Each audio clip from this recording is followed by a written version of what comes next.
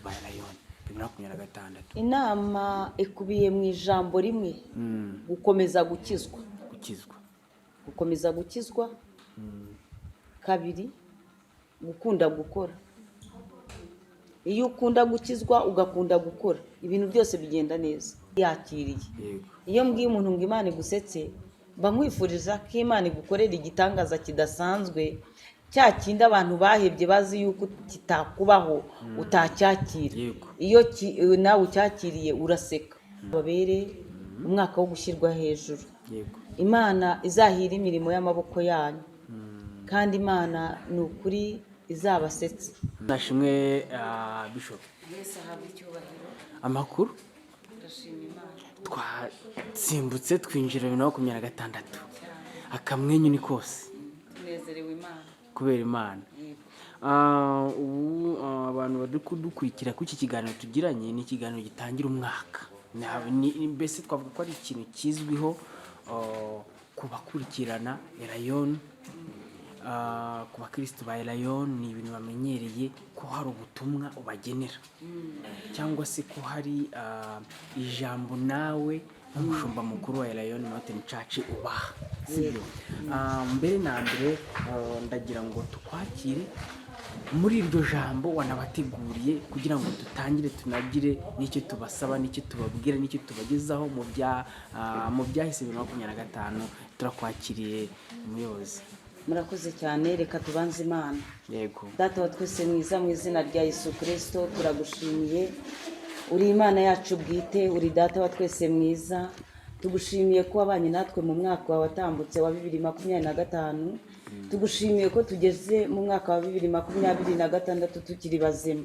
Uyu mwaka rero turawukuragije, uzabane natwe, uzakora imirimo n'ibitangaza, uzaturinde umubi mu izina rya Yesu Kristo.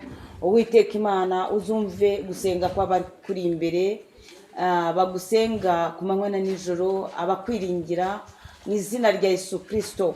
Muragije itorero iminsi nk'iyi, Mwuka Wera ukomeze ukora imirimo n'ibitangaza. Urakoze Data, iki kiganiro ndakwinginze ngo uzubane natwe, kandi nyaguhora ku ngoma Imana ni wowe muyobozi wacyo. Ngwino utubere umujyanama n'umuyobozi. Byose mbisabye ninginga mu izina rya Yesu Kristo. Urakoze, amen. Yesu Kristo nashimwe cyane. Rero nejejwe n'Imana kuri iyi tariki ya mbere z'ukwezi kwa mbere umwaka nk'uyu wa 2026.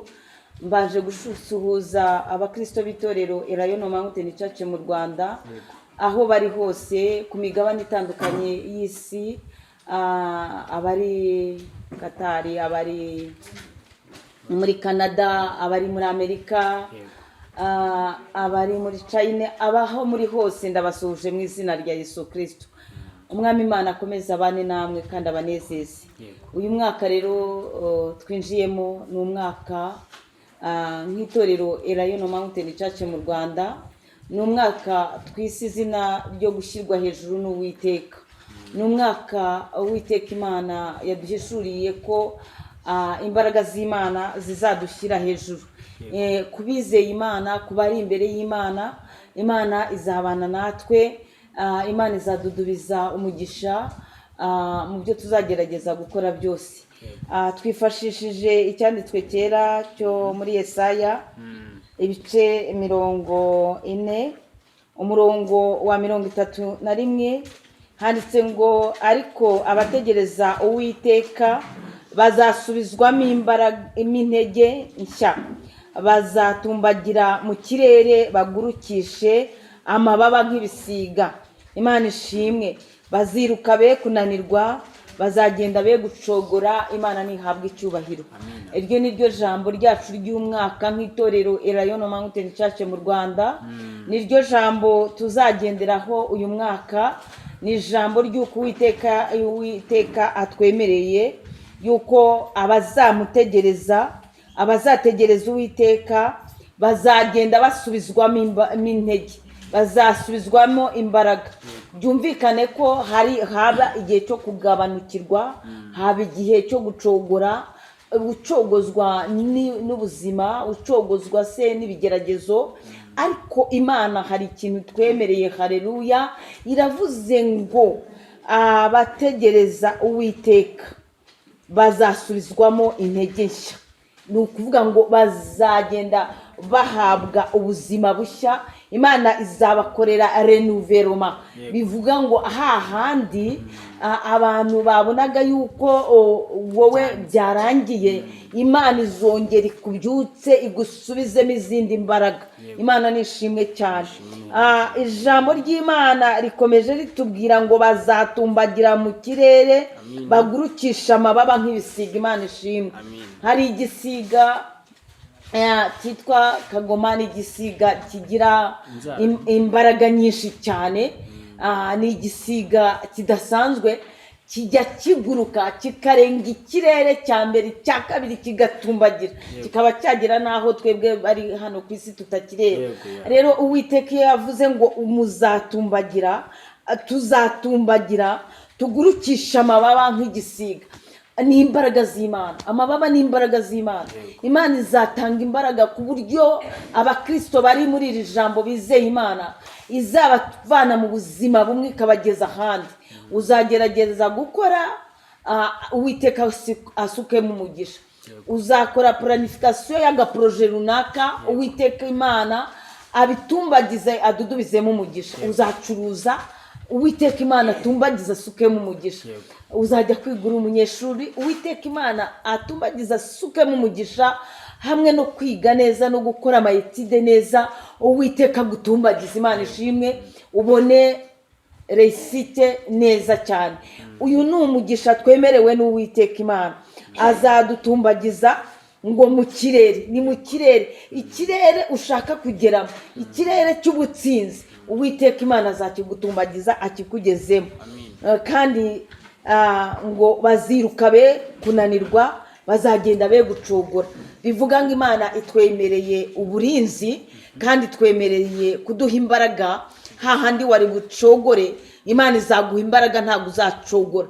Hahandi wari bunanirirwe, Imana izaguha imbaraga, ntabwo uzananirwa. Imana ishimwe cyane. Ni ijambo ryo gushyirwa hejuru, niryo jambo ry'umwaka mu itorero Elayono Mountain Church mu Rwanda, niryo jambo tuzagenderamo. Amina. Amen. Ya Bishop, ni byiza tubwiye ijambo ngenderwaho ry'umwaka wa 2026.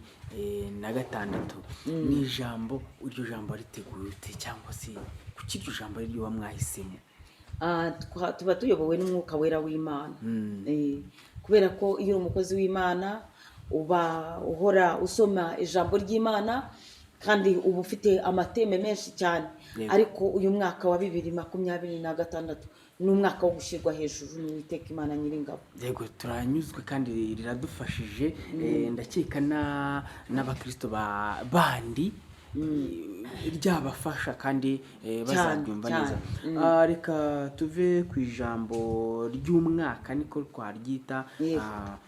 Dusubire inyuma gakeya, 2025. 2025 Bishop yakubereye iti, wenda umereye kuri wowe? Njyewe by'umwihariko ndashima Imana. Umwaka wa 2025 ni umwaka wambereye mwiza cyane. Yego. Ni umwaka nabonyemo umugisha, ni umwaka twagukiyemo mu buzima bumwe ndetse n'ubundi. Yego. Haba ku buzima bwanjye bwite, haba ku buzima bw'umuryango wanjye, haba no ku buzima bw'itorero. Yego. Navuga ngo ni umwaka mwiza cyane. Reka twizire ku itorero Elayono muri rusange.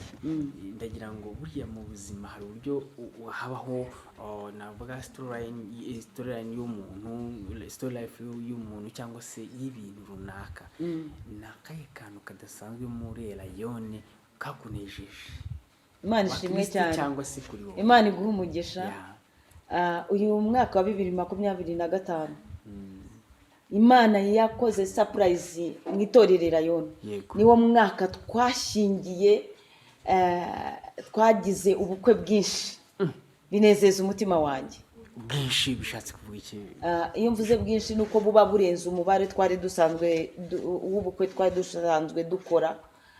Ikindi cya kabiri nuko bwabaye umwihariko yuko abasore n'abakobwa bacu bo mu itorero Elayono bashyingiranywe. ku buryo bwaba bwarabaye nk'ubukwe nka butanu.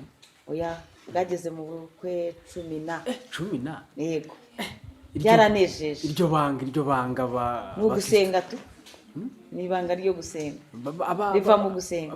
bashakana cyangwa baza. Oya, ni ukuvuga ngo hari abashakanye b'abanyetorero, hari n'abandi nyine twabonye bakaza bagakunda abakobwa bacu nabo bakaba abanyetorero. Mbega urukundo ruri muri rayono babyita amavuta. ni ukubakundisha abandi bantu, natwe tukaza tukarebamo, natwe tukabwira n'inshuti zacu zikaza gusa uzabuje uzanywe no kureba abakobwa cyangwa no gusenga.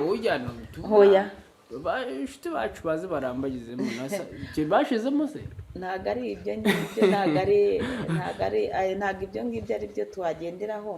Igikuru ni uko ahubwo umuntu abanza agasenga Imana. Yego. Kuko ashobora kuza avuye hanze avuga ngo aje gushaka umukobwa wo mu itorero Elayono, akaza aje kumubera umugusha. Wa mugani. Igikuru ni uko ahubwo habaho gusenga Imana, agakizwa, yabona yuko imyitwarire n'imigenzo y'umukobwa cyangwa se y'umusore wo muri Elayono imunyuze, bakabana. Ariko ibyo kuvuga ngo azaza ari kuza gushakisha umusore cyangwa umukobwa, ibyo ntabwo urugo rutubakiye kuri Kristo ntabwo rukomera. Bitumye ngira amatsiko kuri iryo jambo uvuze.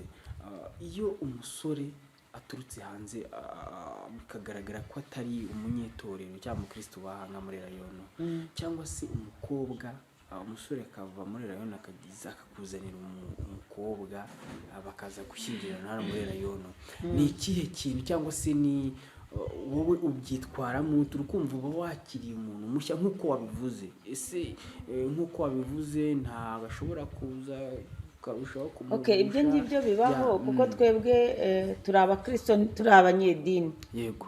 Umuntu ashobora kuza avuye mu itorero, mu rindi torero duhuje kwizera. Yego. Duhuje kwizera. Yego. Iyo avuye mu rindi torero duhuje kwizera rero nta miziro y'ibyaha, ko turabanza tukamenya ubuhamya, turabashyingira. Yego. Ni byiza cyane. Reka twigarukire mu buryo 2025 byagenze. 2025 uvuze kimwe cyakunejeje, nta kindi mfana Bishop. Icyo nicyo cyanejeje umutima wanjye cyane, kiri hejuru y'ibindi byose. Ubundi icyo kintu ukeka wowe urebye mu bakristo bawe, urebye ubona yari irihe banga uyu mwaka? Nuko abakobwa bacu bategereje Imana n'abasore bacu bategereza Imana. Yego. Bituma rero barinda ubuhamya, baririnze. Yego. Bamaze kwirinda barasenga kugeza igihe Imana ibakoreye igitangaza. Yego. Reka tuve ku kintu cyakunejeje. Ni izihe mbogamizi zabaye mu 2025 ku buryo nawe warebye ukavuga ati n'abakristo banjye bimeze bite, biragenda bite? Imbogamizi muri rusange nka Bishop cyangwa se nkawe twavuga ko ari uwo mutwe wabo. Ngewe nta mbogamizi mbona, navuga ngo igikuba cyaracitse. Igikuru cyo nuko tugomba kumenya ikintu kimwe. Yego. Iyo uri umukristo igihe cyose ubufasha igihe mu ntambara. Yego. Iyo uri umukristo uhora usenga.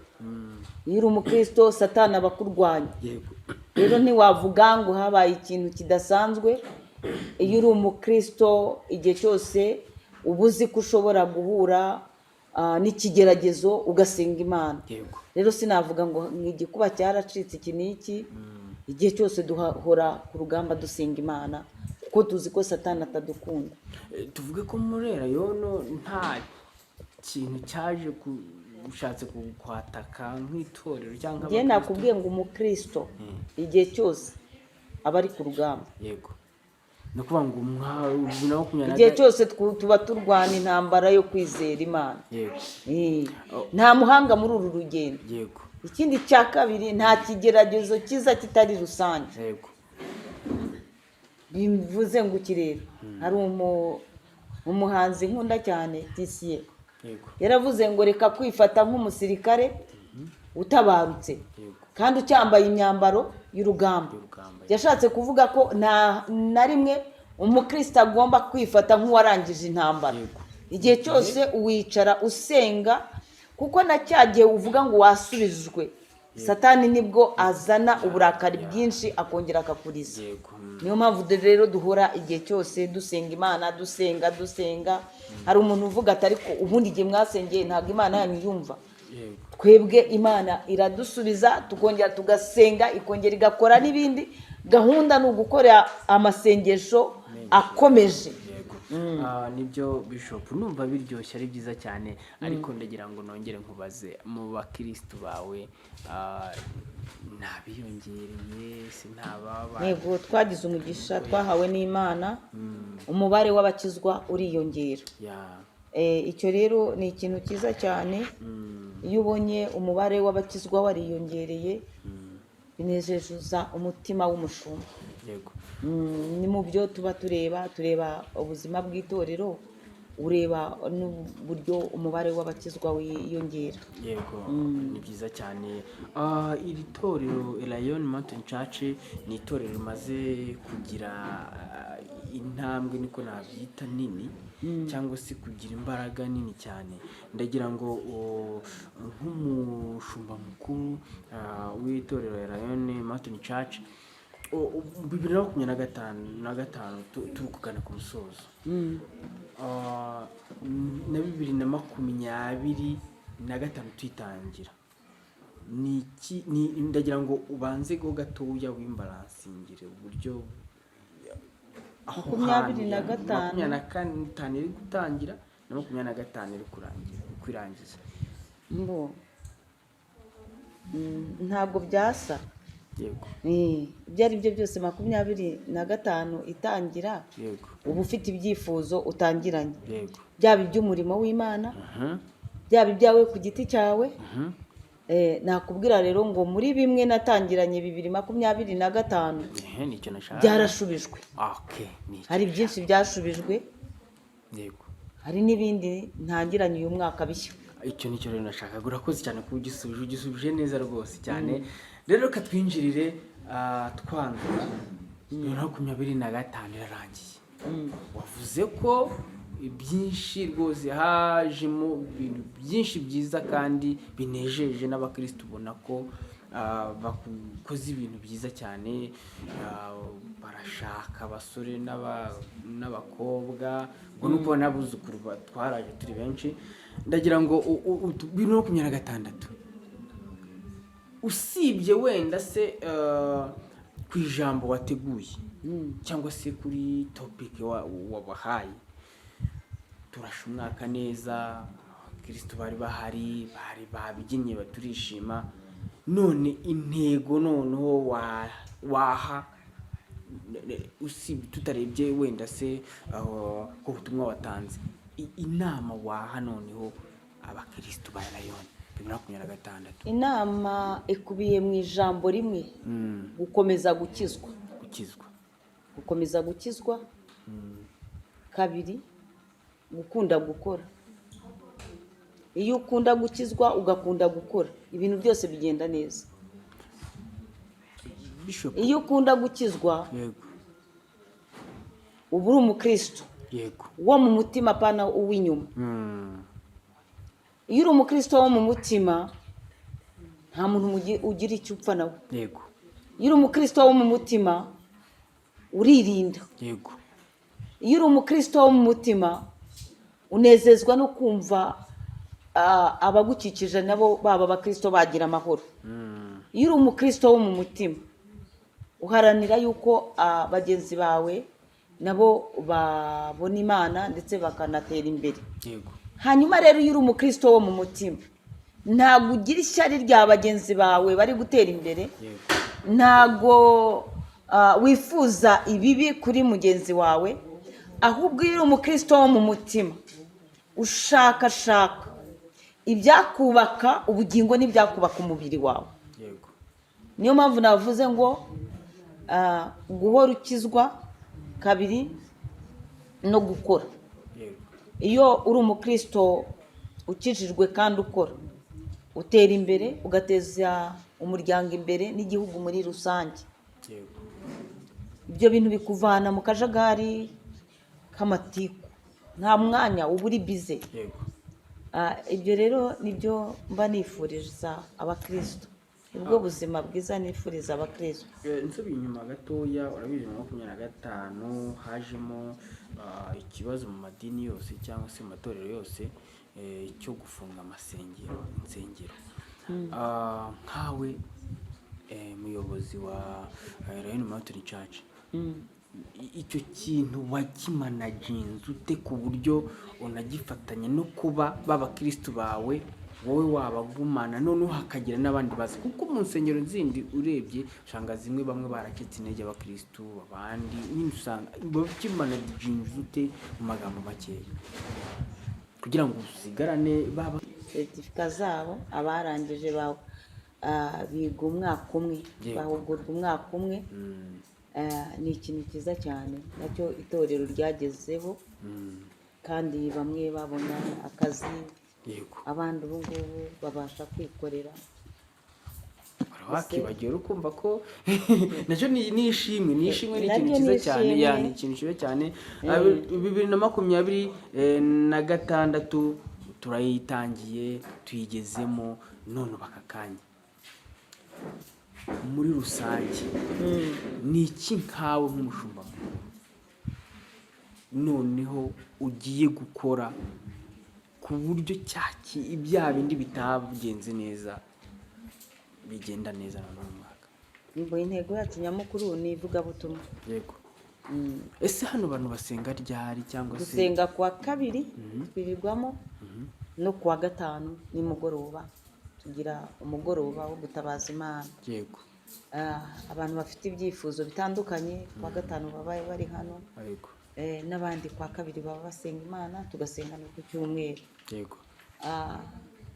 Icyifuzo nyamukuru ni uko dukomeza gusaba Imana ikagumya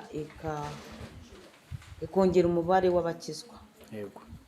Ikindi proje zacu dufite iyo ngiyo yo guhugura abantu umwuga wo guteka, turayikomeza. Yego.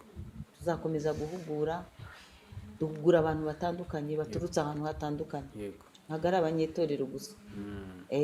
Kuko tuba tugambiriye yuko na wa muntu utaragize amahirwe yo kujya kwiga, ariko burya nta muntu unanirwa kumenya guteka. Yego.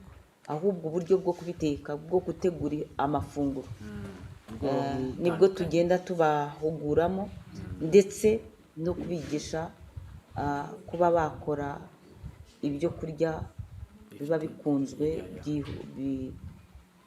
bikunzwe n'abantu batandukanye. Ubwo rero niyo proje dufite twimukanye muri uyu mwaka wa 2026, tuzakomeza mu buryo bw'iterambere bw'abakristo. Tugana ku musozo, abakristo ushimira cyane cyangwa se abantu bashimira muri Lion Mountain Church batatu? Jewe ba mbere batatu. Abakristo ba mbere nkunda cyane ni abakristo tubana mu bihe byo gusenga, nta n'abandi. Ariko ni ukuri banza hano hantu ibihe byo gusenga bidasanzwe, abo ngabo bikumbuze n'abantu. Ariko uwo muntu wese uzi ko tubana ku karago dupfukamye dusenga Imana, yego, uwo ndamukunda cyane. kandi ngo biba kuwa kabiri, kuwa kabiri no kuwa gatanu. Urumva iyo ubonye umuntu muri kumwe muri kwinginga Imana, yego, Imana igakora imirimo n'ibitangaza, umwita umufatanyabikorwa, aba yaragufashije. Ubwo rero uwo niwe nkunda wa mbere, niwe nkunda, nta n'uwundi umuheruka. niwe niwe wa mbere akanikurikira cyane. Yego.